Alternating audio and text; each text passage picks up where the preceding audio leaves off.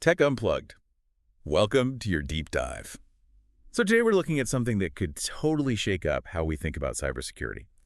It's this idea that AI, these really powerful large language model agents, might not just be defending us from attacks, but actually launching them on their own. That's right, and you've brought some fascinating research on this emerging area. Yeah, it's a cutting edge stuff. And our goal today is to really grasp those key takeaways without getting lost in all the tech jargon. We're going to be looking at what the research is saying, what it means in the real world, for all of us, and ultimately kind of figuring out, is AI going to be the ultimate cyber attacker? Right, and what I think is really interesting here is how the whole story around AI and cybersecurity, it's almost like it's flipped. For Yeah. so long, we've been talking about AI as the good guy, right? Right. The Yeah. defender, detecting threats and helping us build up these really strong defenses. Superhero. Exactly, the digital superhero. But now this research you've brought, it's pointing to this potential third angle, Right. where AI isn't just a tool that we use. Right. It could be an independent force, that can actually initiate attacks. Exactly. It's like we've been playing cybersecurity chess. Yeah.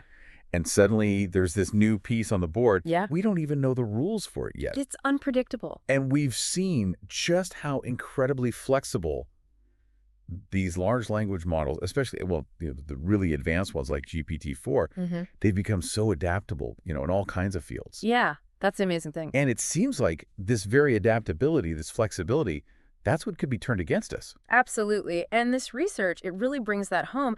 There's this really compelling study that looks at whether LLM agents can actually exploit what are called one-day vulnerabilities. Okay. And they actually show that GPT-4, when you combine it with, honestly, a surprisingly simple agent setup, it was able to successfully hack into real systems. Wow. Real systems that had these known security flaws that hadn't been patched yet. Right. Yeah. And what's even more fascinating is how GPT-4 actually goes about it. Oh, yeah. Unlike the older AI models that kind of relied on recognizing patterns, Yeah. GPT-4, it actually understands the code, it can reason, and it uses that to exploit those vulnerabilities almost like a human hacker would. Right, like it's thinking about it. Exactly. Okay, so this idea of one-day vulnerabilities, it's obviously key here. Yeah. What exactly are we talking about? Well, think of it like this. A one-day vulnerability is a flaw in a piece of software that's been publicly announced, right? Okay. It gets this official identifier, the CVE number. Okay. But the fix, the patch, it hasn't been widely rolled out yet. Right.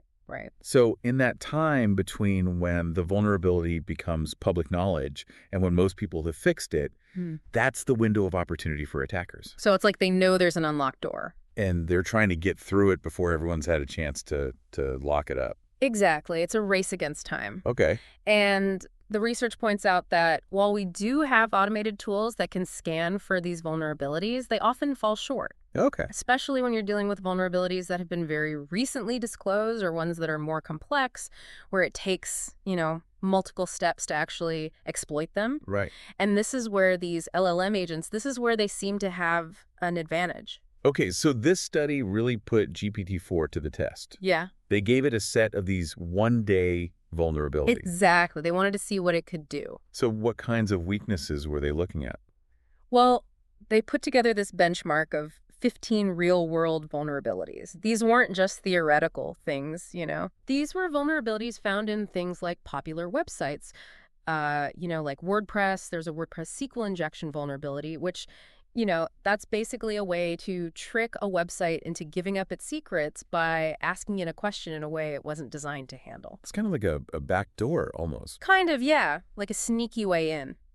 They also looked at container management software like Runk, vulnerable Python packages, and even a really complex type of attack called acid drain. Acid drain. Yeah, it's a concurrency attack, which basically means it exploits how a system handles multiple things happening at once. Oh, wow. And importantly, a lot of these vulnerabilities were classified as high or critical severity. Right, so these are not small problems. Yeah, these are the kinds of vulnerabilities that, if exploited in the wild, could have really serious consequences. Absolutely. So they put together this really rigorous testing environment. Yeah. They had these real-world threats, and then they set GPT-4 loose. Yep. How'd it do? Well, honestly, the results were a little unsettling. Yeah. Out of the 10 different models that they tested and the 2 established open source vulnerability scanners that they used, which were ZAP and Metasploit, GPT-4 was the only one that could actually exploit any of those vulnerabilities. Wow. It achieved an 87% success rate. 87%. That's huge. It is. And the other models? Couldn't crack a single one, not even GPT 3.5. Wow. So this really highlights that there's been a really significant leap forward in capability. Absolutely. It's not just incremental. It's a whole new level. Yeah. And the researchers, they also found that a really important factor in GPT-4's success was whether or not they provided a CVE description. Oh, interesting. So when the model was given a CVE description, the specific details about the vulnerability, that's when it achieved that 87% success rate. Yep. But when it wasn't given those descriptions, the success rate plummeted, like down to 7%. So it seems like while GPT-4 is really, really good at exploiting a known vulnerability, once it understands what it is and how it works, Right. actually finding those vulnerabilities in the first place, that's a much harder task. It's like knowing there's a secret passage in a building Yeah, versus knowing exactly which bookcase to pull and how to open the door. that's a great analogy. Right. You might suspect there's something there, but actually finding it, that's the tricky part. Exactly. And they also did a cost analysis. Yeah, they did, and it raises some interesting questions. Oh, yeah. So what did that tell us? So they compared the estimated cost of using this GPT-4-powered agent to exploit vulnerabilities versus, hiring a human cybersecurity expert to do the same thing. Okay. And their analysis showed that using the LLM agent, it's actually significantly cheaper, like almost 3 times cheaper. Wow, that's a big difference. It is. And they also predict that these costs are likely to decrease even further, as the technology gets more efficient and as the cost of actually running these large models comes down. Right. So this isn't just a theoretical risk. It could actually be a financially attractive option for malicious actors. Yeah, exactly. It's a game changer in that sense. So how was this LLM agent actually work? It wasn't just GPT-4 like magically hacking into systems, was it? No magic involved. They used this agent framework called React, which they implemented using the LangChain library. Okay. Basically, React lets GPT-4 think, reason, and then take action using tools, and LangChain is kind of like the toolkit that organizes those actions. Okay, so it gives it a way to interact with the world. Exactly. So the framework allowed GPT-4 to use things like a web browser, to find information, Okay. a command line interface to actually interact directly with systems, and even a code interpreter to execute code. So the agent kind of followed this logical sequence. It would understand the vulnerability description, then it would use its tools to engage with the target system, and then it would attempt to exploit that vulnerability. It's almost like a digital detective. Yeah, kind of. And what's really amazing is that this whole agent, the whole setup, it was only about 91 lines of code. 91 lines of code. Yeah. That's incredible. So such a simple setup, and yet it achieved such a high level of success. It's pretty remarkable. Now, the research also mentioned something about GPT-4's knowledge cutoff date. Yeah. So the base version of GPT-4, its knowledge is only up to November 2023. Right. But even with that, the agent was still able to exploit new CVEs that were disclosed after that date, as long as they gave it the CVE descriptions. Oh, interesting. So it suggests that it's not just relying on knowledge that it was specifically trained on. Right. It actually has this ability to reason and apply its skills to new information. Right. So it's learning, in a sense. In a way, yeah. Okay, so the implications of this research are obviously pretty huge. Absolutely. The paper talks about emergent capabilities. Yeah. What does that actually mean in this context? So when we talk about emergent capabilities in AI, we're talking about these abilities that pop up in these really large models, abilities that weren't specifically programmed in and that you don't see in smaller models. It's like, imagine teaching a child to recognize cats and dogs, right? Okay. An emerging capability would be if that child, without you ever teaching them specifically, could then understand the idea of pets, the category of pets, and maybe even start to identify other common pets like rabbits or hamsters. Oh, interesting. So in this case, GPT-4, it wasn't specifically programmed to hack, but it's learned how to do it through all this training data. It's almost like a side effect of all that knowledge. Yeah, but it's a very powerful side effect. And obviously, the paper raises concerns about the need for better defenses It Yeah. seems like our traditional security tools might be falling behind. Yeah, that's the big worry. The fact that established tools like ZAP and Metasploit, they couldn't even touch these vulnerabilities, that really suggests there's a gap. Right. And organizations, they need to start thinking seriously about how they're approaching security. Yeah, we can't just rely on the old methods. Now, to their credit, the researchers were very responsible. Absolutely. They did their work in controlled environments. They Yes. shared their findings with OpenAI. And they were careful not to release anything that could be misused. Right, right. Yeah.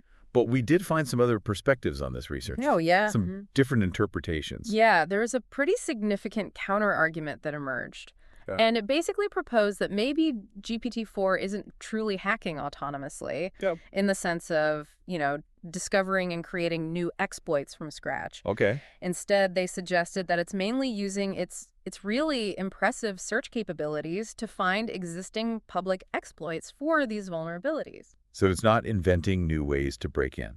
No, it's more like it's finding the instructions that are already out there, Okay. which obviously is still a concern. Right, right. But it is a different kind of concern. It is. It's a distinction that matters. And when they looked closer at the vulnerabilities that were used in the research, it actually seemed to support this idea. Oh, interesting. For a lot of those CVEs, it turns out that public exploits do exist. Okay. And they can be found pretty easily, if you search the National Vulnerability Database or even just do a Google search. So the agent might be acting more like a really smart researcher, or a script kiddie that just knows where to find the right scripts. Yeah, that's a good way to put it. And some researchers, they also pointed out that there were some limitations in GPT-4's abilities, things that you wouldn't expect to see in a truly autonomous hacking engine. Okay. For example, there were some reports that it struggled with security advisories that weren't written in English, Oh, interesting. and that it had trouble navigating certain complex user interfaces. Right, so it's not perfect. No, not at all. And this is where the suggestion came in that a real test of autonomous exploitation would be to cut off its access to the internet. Right, right. So you get the CVE description, Yeah. but you don't let it go out and find any extra information or any pre-existing exploits. Exactly. Can it figure it out on its own? Right. And apparently, when they tried to replicate the initial research under those more limited conditions, they did see some limitations in GPT-4's ability to come up with working exploits in every case. Okay, so this alternative viewpoint, it's suggesting that maybe GPT-4 is a super advanced scanner. Yeah. It's really good at gathering information, Mm-hmm.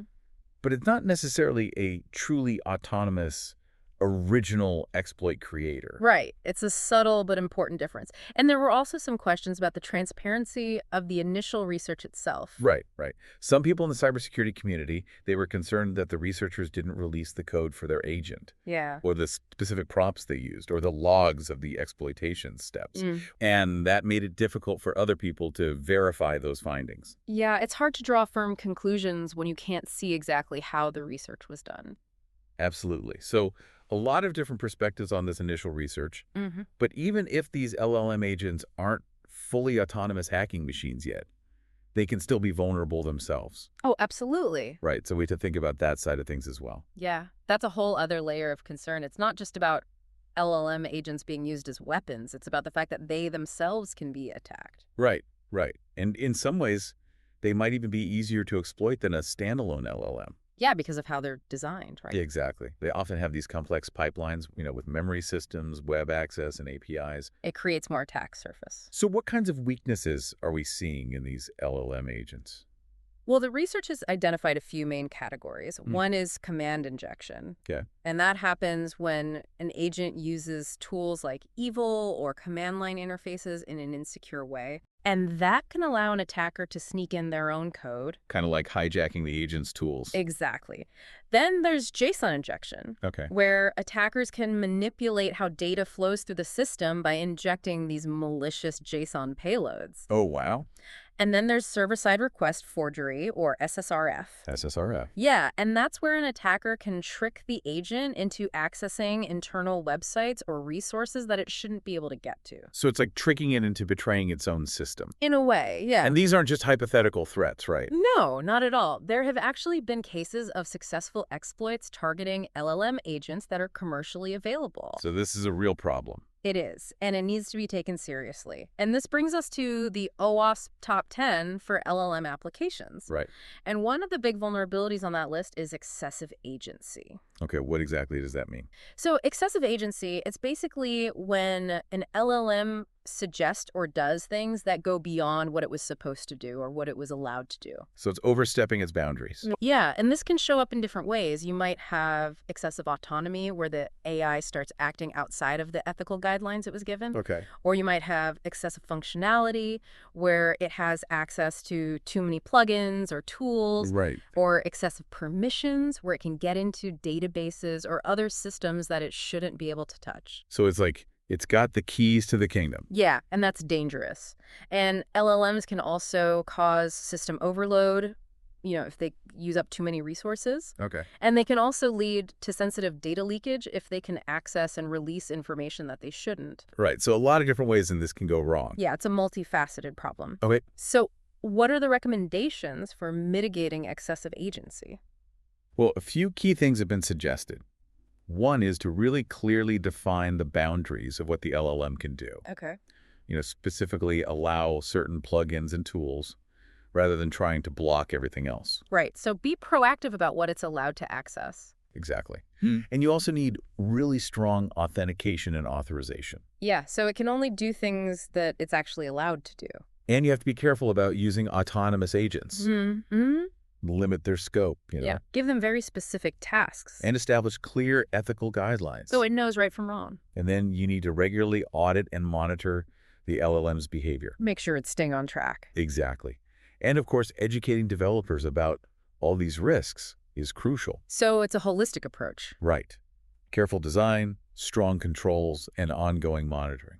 And even beyond excessive agency, there are more general vulnerabilities that LLM agents face. Right, right. So what are those, and what are the main recommendations for dealing with them? Well, LLM agents can be vulnerable both at the text level, the prompts they're given, Yeah. and at the architectural level, how they're designed. Okay. And attackers, they often try to take advantage of the fact that these models are kind of trusting and literal. Right. They take things at face value.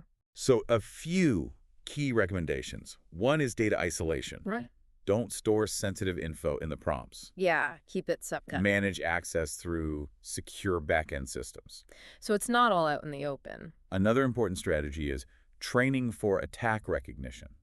Okay. So teach the model to recognize suspicious inputs. Yeah, like attempts to extract its instructions or malicious content that's been disguised. It's like giving it a sense of danger. Exactly. And then command validation is crucial, especially in systems with multiple agents. Yeah, so you need to make sure that any critical operations are double-checked. Right, and that different agents have clear, separate responsibilities. Don't give any one agent too much power. And then there's output sandboxing, which is basically analyzing any potentially harmful output in a controlled environment. Okay, so before it's released into the wild. Exactly. And finally, continuous red teaming is really important. So regularly simulating attacks. Yeah, and staying up to date on the latest research. It's an ongoing process. So securing LLM agents, it's really a never-ending cycle of understanding the weaknesses, building defenses. And adapting to new threats. So what does all of this mean for our listener, the person out there listening to this right now? It means that the landscape of cybersecurity is changing, AI is bringing a whole new set of possibilities. both in terms of attack and defense.